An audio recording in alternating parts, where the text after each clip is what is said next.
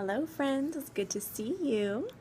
Well, I don't actually get to see you, but you get to see me, so that's what really matters, right? So, hey, I am sitting here, and I've got my Fearless shirt on. I have my Fearless earrings on. Thank you, Patsy. And I don't have my Fearless mug, but I do have this lovely mug right here. For some reason, coffee just tastes better in this thing. Uh, I'm just still basking in the glow of this past weekend. It was such a wonderful time. But I do have a couple of things I am hoping I can talk about today. We can challenge us to keep moving forward in everything that we're doing. You know, I was probably in my late 20s when I realized that most of my friendships were pretty surfacey, and that I really was not good at being a friend. I wasn't good at being vulnerable. It was something that was hard for me for a number of reasons. And I remember before I got married, a well-meaning woman said to me, Andrea, do not ever say anything negative about your husband. Your job is to make him look good. Your job is to make him shine. And I took her advice very seriously, and I never, the first 3 years of my marriage were really hard for me and Jeremy, and I was very lonely because I felt like I couldn't talk to anyone about this. And so that, but really just a kind of combination of maybe God doing something and stirring in my spirit, I just felt this longing for intimacy, for real relationships with other women, for women who would speak into my life, who would point me to God.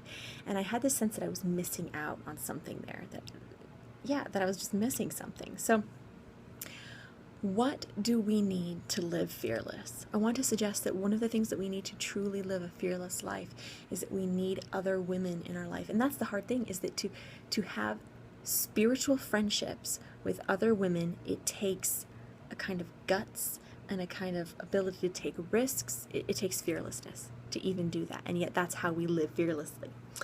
So what is a soul friend? A soul friend is someone who knows you, the real you. It's someone who knows God, and it's someone that pays attention to God in your life. 1 Samuel 23, 15 through 18. I think it's a great example. Jonathan and David. Great example of spiritual friendship in Scripture. And I just want to read you a couple verses here. It says, one day near Horesh, because David was hiding in the caves, he was running from Saul because Saul was trying to kill him. And so he's hiding out. David received the news that Saul was on his way to Ziph to search for him and kill him. Jonathan went to find David and encouraged him to stay strong in his faith in God. Don't be afraid, Jonathan reassured him. My father will never find you. You are going to be king of Israel, and I will be next to you, as my father Saul is well aware. So the two of them renewed their solemn pact before the Lord. Then Jonathan returned home while David stayed at Horesh. Okay, so here's David. He's scared to death, and so he's hiding. Where do we hide when we're in pain? Where do we hide when we are afraid? Where do we hide when we're feeling self-conscious? Where do we hide when we're feeling defensive? I think a lot of times our innate reaction in those places is to push people away. And yet here we have this soul friend that David had in Jonathan, who searched him out, who found him, who didn't try to fix his situation, who didn't make it his goal to hey, I'm going to cheer you up. I'm not leaving this cave until you're smiling. No, he met him where he was at, and he did 3 things. He said, first of all, keep the faith. Second of all, this is who you are in God. You may not see it right now. You may be questioning it right now. You may be doubting it all. But guess what? You are going to be king of Israel. So he reminded David of who he was and who he was going to be.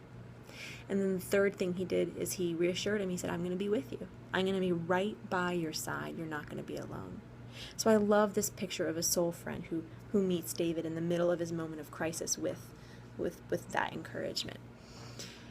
Here's the thing, though, women, we learn to be leaders, we learn to be helpers, we learn to be encouragers, we learn to be coaches, we learn to be mentors, we learn to be mothers, we learn to be all these things But so many times we never learn how to be a spiritual friend.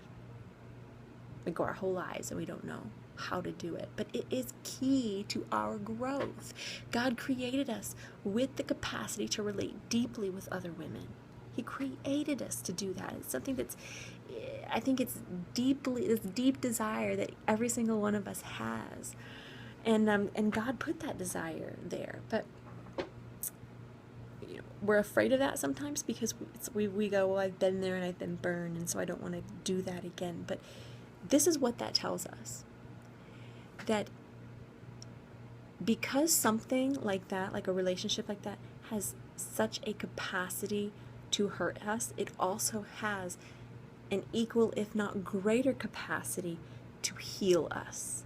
It has an equal, if not greater, capacity in our life to shape us and form us and grow us, because that's how God made us. It's something about us at the core of who we are. So spiritual friendship is key to our formation. And this past Monday, so it was literally the day after I got back from Tahoe, I had texted this woman. I don't know her very well, but I know her. And I texted her a question, and she texted me back. And the end of her text had 2 exclamation points, a question mark, and an exclamation point. And I read that, and I was like, girl is yelling at me. Like, what did I do? And I can just feel myself getting defensive. And the next thing I do is I start judging her, and that's how she's going to be. Forget. And I was like, I'm out. I'm not even going to respond to the text. I'm done. I'm out. And I was pushing her away. And I felt the Holy Spirit just check me in that moment. And I literally felt him saying to me, are you not going to extend grace to her when I have extended such grace to you? And I was like, ah. And so I hit the reset button, and I tried to respond to her with as much grace as I possibly could. And what came back to me was her tone changed completely. She was thankful. She was kind. She was just, I don't know, just wonderful, wonderful, wonderful. It was just completely turned the conversation on its head. Here's the thing. When we judge like that, when we push people away like that in order to protect ourselves, essentially, we cut ourselves off from God's grace. Let me say that again. When we cut people off from grace and refuse to extend grace to them, we are cutting ourselves off from God's grace. It's not that God shuts his grace off. It's that we remove ourselves from the place where we can receive it.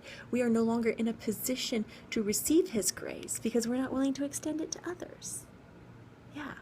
So the key to God's grace is receiving and giving it to others. I saw this happening this weekend with you guys. Absolutely. I saw you guys getting with God and receiving his grace, and then turning around to each other and giving and receiving grace, and then you went back to God and you would receive more grace from him, and then you turned to each other, and it became this like really beautiful cycle. And so it can be this really life-giving cycle, or it can be a really destructive cycle when we shut that grace off, and then we shut ourselves off to God's grace too. There is this direct relationship between our openness to each other and our openness to God. The two things go hand in hand. All right, I want to end with just 3 characteristics of a soul friend, if you don't mind. One is that soul friends are undefended. That means they're open. You show them your true self. And confession is a huge piece of this. I think so many times as women, we complain. we go into it, we use like, I'm just in the guise of being real and being open. We say, well, my life is a mess. I yelled at my children and whatever. And we call that openness, we call that being real, but really what we're looking for in those situations, we're looking for validation. We want our friend to say, oh, it's not that big of a deal. I do the same thing all the time. Or we want them to say, no, you're a good mother. Like what? And really true openness is, it's confession. It's confession. It's being able to say, I was wrong. I think of a friend of mine who, you could just see her wrestling with it, and finally she confessed to three of us, that we're all friends. She confessed to the three of us something that she had never told anyone in her whole life. And it wasn't even that big of a deal, to be honest with you. I mean, we easily could have been like, oh, listen, you're fine. That is not that big of a deal. You're okay.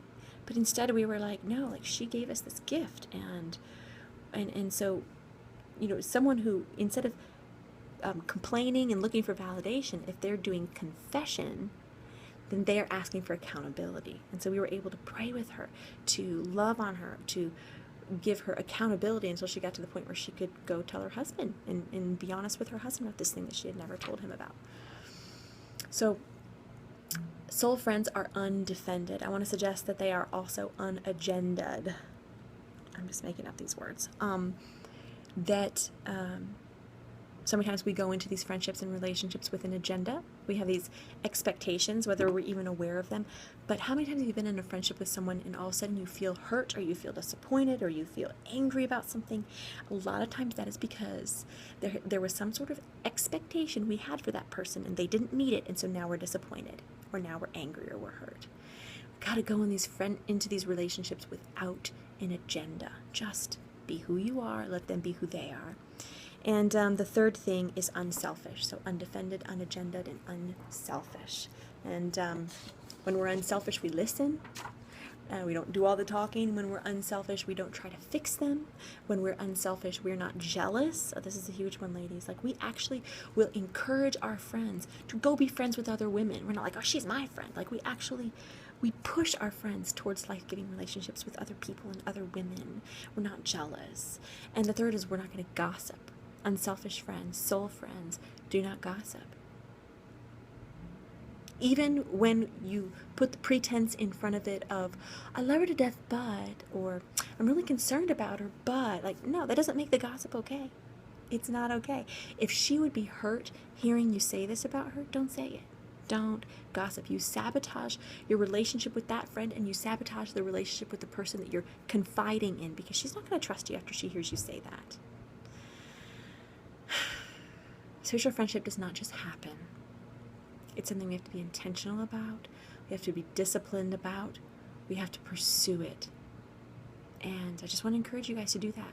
I'm sure many of you feel like you made strides towards that this weekend. Continue on with that. Be unagended. Be unselfish. And be undefended in your relationships, because it's going to take fearlessness. You're going to have to be fearless. You're going to have to take risks. You're going to have to go out on a limb sometimes. But with God, you can do it. You can be fearless. So that's my prayer for you guys today. Thanks.